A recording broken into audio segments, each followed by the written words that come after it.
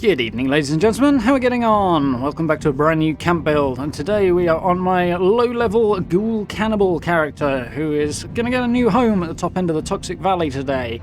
And this place is pretty cool, should suit his character style, and would also work quite well if you were playing as a raider character as well. So, pretty cool turnout on this one, so let's have a look.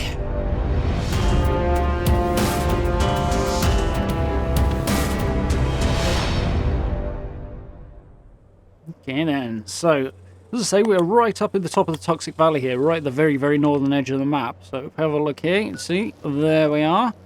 Can't really get much further without getting told to turn back. There's Hemlock Holes, a workshop just there as well, Clancy Manor. Useful spot for emergency resources, there's quite a lot of good stuff in there. There's Wavy Willards over there, Grafton Station, and Vault 76.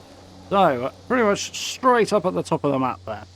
So if you want to find this place, it's a little hard to get to, it's a bit off the beaten track, so the best way is to start there at Hemlock Holes Maintenance and sort of run north up the hill like this.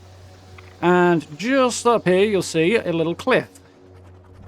There we are. If we swing around the back of that, find ourselves a path, which we can then follow, zigzagging up the cliff face to the area we're going to build. So we've got the little fences here and bits and pieces all the way up this path that will tell you you're on the right track. Obviously, if you've got sort of marsupial or a jetpack or anything like that in your higher level build, you can basically come straight up. But in terms of avoiding getting lost, this works pretty well as well, because it just leads you straight up to the camp. Swing around the corner. Yeah, up here a little bit. There's a long way up the cliffside here. We're very, very high up. Makes for some amazing views, though. And there we go, a nice little flat open area with a few little raidery bits and pieces that sort of make for a good starting point for this cannibal ghoul of ours. So, first things first, I'm going to get the gate in, and we're going to use these encampment pieces quite a lot for this. It's going to be very kind of fortifying the area type build, this one. And drop this one in. I'm also going to use the edge of that existing fence to sort of demark off the area. The lay of the land here and that fence as well, both kind of imply the space that you want to work with anyway, or that I want to work with, as it closes itself off to a certain extent. We're just shoring it up from there, so it creates a nice sort of shape to the place. It's a good little spot. So we've got a gate in. We'll build out from there, get some guard posts in on this side. There's a couple of paths approaching this place. There's the way we came up, and there's another one just off this direction as well. So you've got some heads on spikes in the corner there. Alright. Use the gate as a guide, get the guard post in. Move that gate back into place, that's nice and tidy, and took another guard post in on this side just to frame it nicely. There we go. Decent view down the path there, should anything come running at the camp. Now this spot does have one particularly large drawback in that because the ground is very, very uneven, particularly towards the edges, it does make fortifying it a little difficult. These encampment pieces are absolutely brilliant for that, though, as they are a little bit taller and they're willing to clip through the ground much more than most of the defences and fences and that sort of thing that we have available, so definitely a good way to go. This side, however, it's reasonably flat, so we'll get a junk wall in there, mix things up a bit.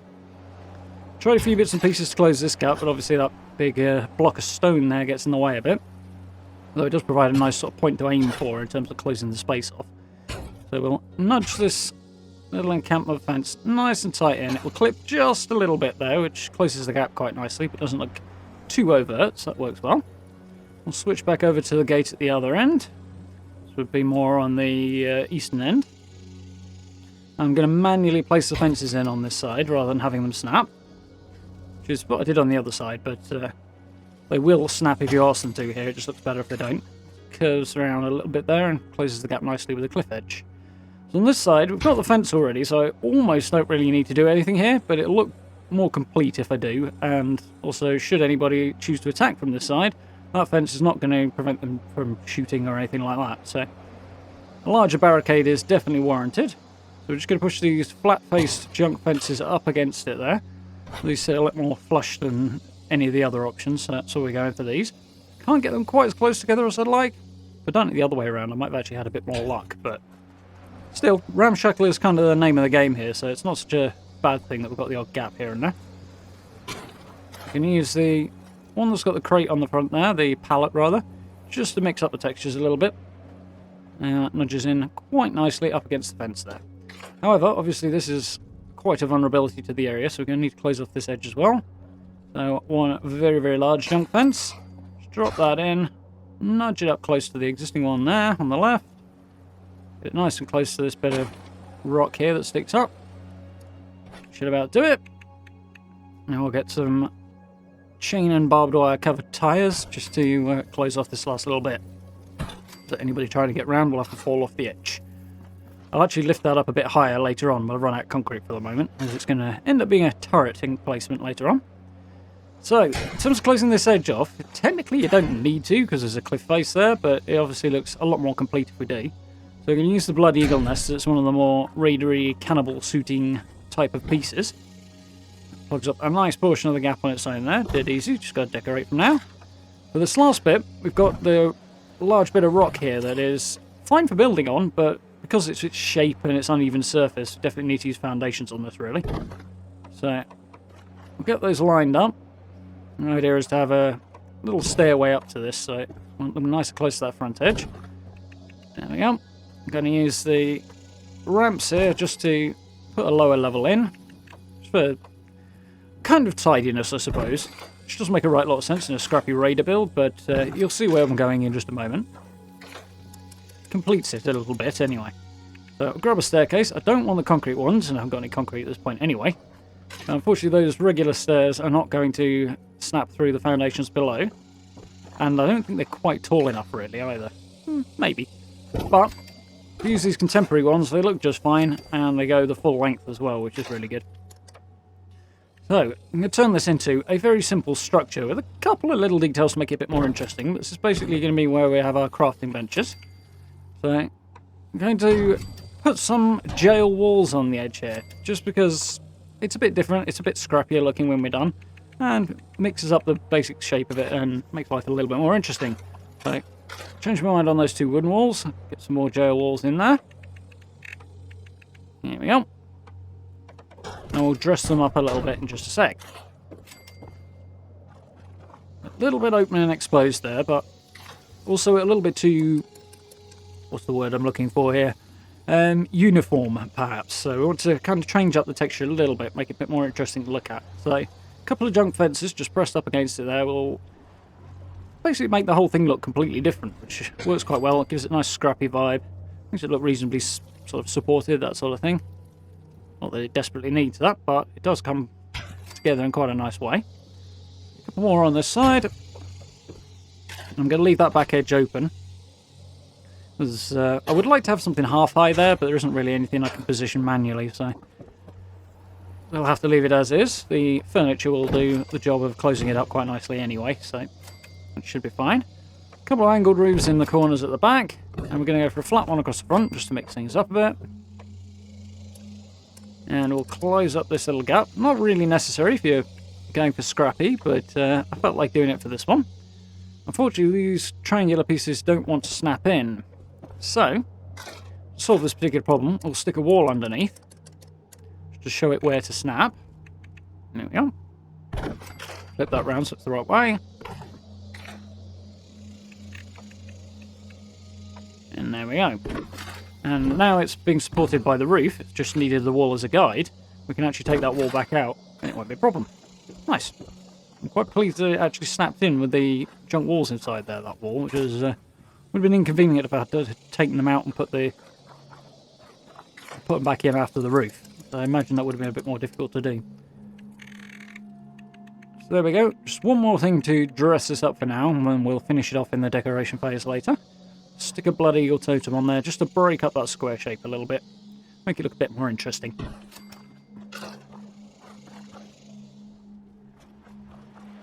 Okay, so we still don't have anywhere for our character to sleep. So we need a little living space. We've got this nice blank bit of shelf, I suppose, up here. That it's a bit small, but we can put a nice little ramshackle structure here. So drop a foundation in there, get it as low as we can, nudge it just far enough forward so that we can get the stairs to snap down below it. Which that isn't quite far enough there. So we want to line up a centre of it as well with the gap between the tree there and the metal post supporting the tent there. There we go, just about far enough there. If you've got it lined up right, should be able to snap a couple more pieces on there. Or rather, snap one more piece on, because this one, for some reason, I think is probably just a little too low to snap on there. But it does mean I can manually position it in without the snapping feature causing it to jump around too much. So, there we go. It's off-center, but once we snap this one at the back, that'll allow us to build something that's a bit weirdly shaped, and therefore more in keeping with the build. One of the other bonuses about the positioning regarding the stairs here is that if you've got it just far enough forward for the stairs to snap, you're able to snap the foundation on behind that first piece. Whereas if the stairs won't snap, neither will the foundation at the back. So it kind of helps from both fronts there. We've got a staircase under this foundation so it can climb up. And there we go. So let's add a bit of structure to this place. So just to secure this side, obviously we're exposed to the edge of the camp here. I'm going to put a junk wall in here. Just line it up right with the edge of the foundation. It's just the right size to fit there. Nice. Then we'll hop down the front and secure it. I'm actually going to put a little structure up here in a bit, but I'll talk you through that in the tour, as unfortunately I did that off camera. It was an addition during the decoration phase. Sort of a last minute idea, really. So, this is a bit of an odd thing to kind of close up here. It's basically secure now anyway, but it just doesn't look quite complete enough, in my eyes anyway. So we're going to drop this encampment fence in and just push it as far into that gap between the foundation and the fence there as possible. Which, it kind of doesn't do anything this, apart from add a bit of odd shape and texture to it. Somehow it does work with the fence above as well. It just looks a bit more complete this way in my eye. So, not really necessary, but it does add to the look a bit better. There we go. So, a couple more things I do want to demonstrate. As you saw at the start, my character was sat on a kind of throne type affair. We need a raised platform for that. We're going to build it out of guard posts. Bit of a nightmare to do this. We've basically got the metal guard posts there, and then the two concrete ones are sitting on the base of it, just to get them to the same height. They're at a bit of an odd angle, because the space we're going to drop them in is rather confined and a bit awkward. And then we're going to position this guard post on the top in a reverse position to form the platform part. Obviously, the problem with doing this is that the game doesn't want to do that. So mounting guard posts on guard posts is not really part of the plan, so it takes a bit of persuasion and a bit of finagling to get it to go where you want it to. So patience is definitely required for that. You can see the white tarp on the floor at the back there is causing some collision issues. I did want to have this whole thing far enough back that you could get inside this space, but unfortunately it just wasn't going to work out in a way that I liked, so I ended up pulling it forward. Sort of hop over it a bit to put some decoration in later, but basically this throne is going to occupy this whole space effectively. We'll be dressing it up a bit more in a moment. There you go. You see, I just about get around one side but not the other, so pull it a bit further forward and then it should sit nicely in the gap between the fence there. Looks decent. So, a couple of bits and pieces to finish off the set dressing, plug up a few gaps. Once again, an angled encampment fence here because the gap's just slightly awkward size and the uneven ground means that anything else is just going to be a pain.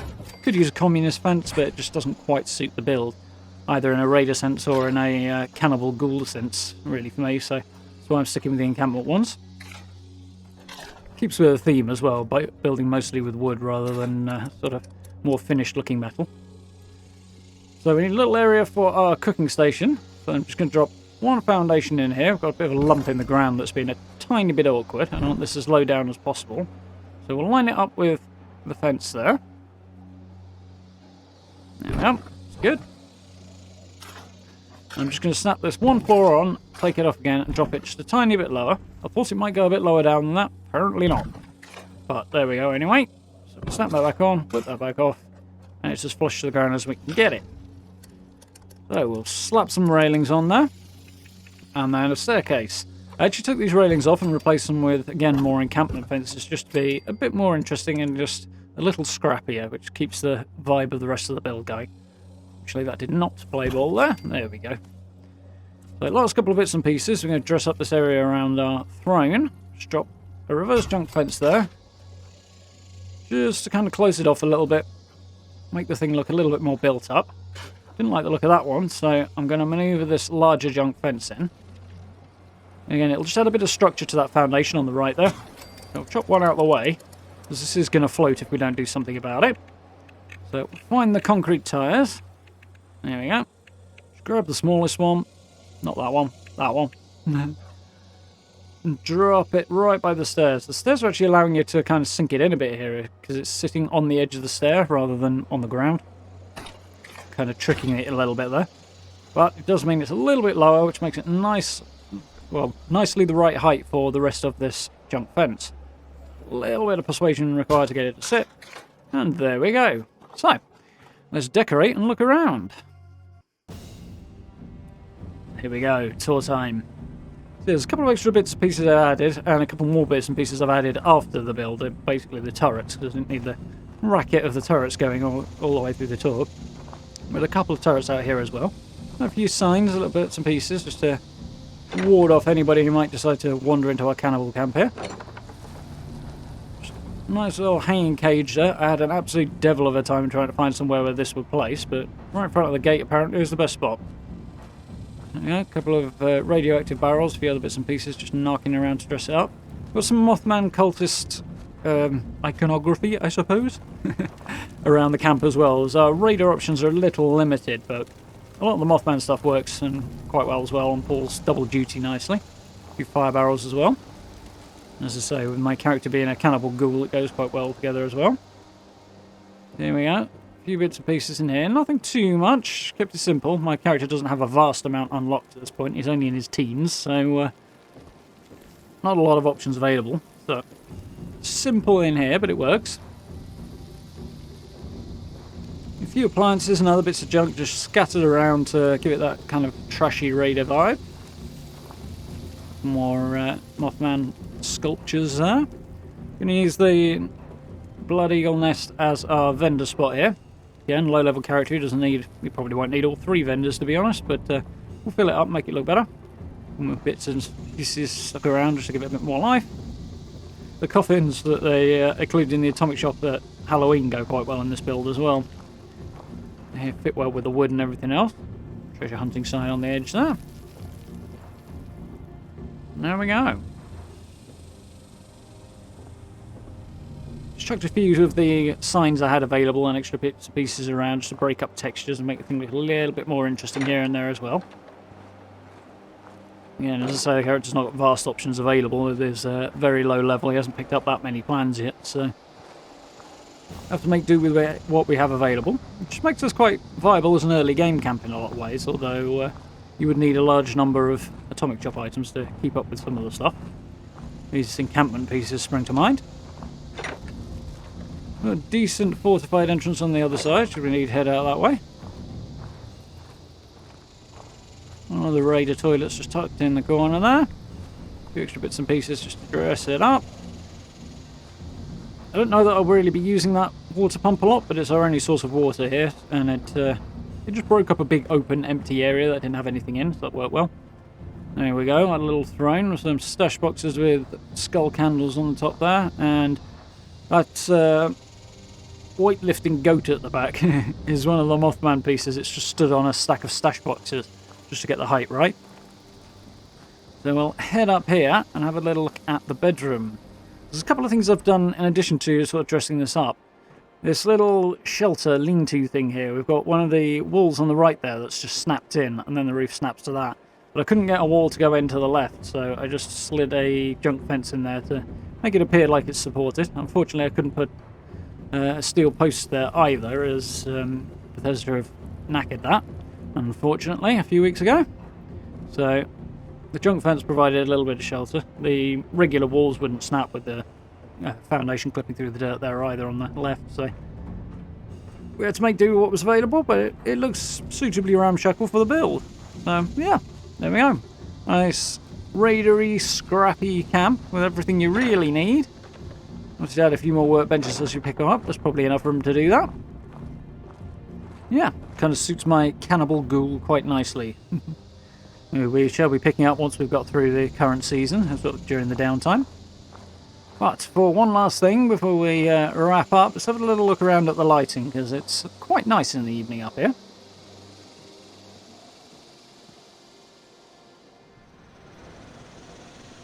There we go. Nothing too overt. From the lower area, it shouldn't be too obvious if you're lower down in the Toxic Valley that this is here at all. You know, draw distance notwithstanding, of course. The idea being that it's nice and illuminated and atmospheric, but not too bright to see from far away. Plus, as is well established by now, I like the orangey fire-type lights a lot more than the electric ones. We've got some power just behind the blood eagleness there, just to power the sign and the vendors, but beyond that, it's all very, very basic, very camp more than house. Little fireplace in the middle just gives it a little splash of light. Again, it's a big open space in the middle here, so I just wanted to break it up a little bit rather than have it look too plain and boring.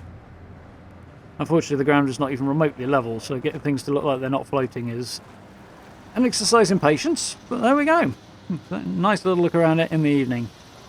So, I do hope you folks enjoyed that one. If you did, please do consider dropping likes and subs for me. It's always hugely appreciated and very, very helpful. Social media links, the merch store and channel memberships are all available down in the description if you're interested in supporting the channel in that way. It's massively appreciated as well. Massive thanks to everybody who's done that already. And if you get the chance, do join us for some of our live streams as well. We are playing Fallout and Cyberpunk at the moment, having a really good time with both, so I do hope you'll join us for those. For now, I will say thank you very much for watching, and I look forward to speaking to you all very, very soon.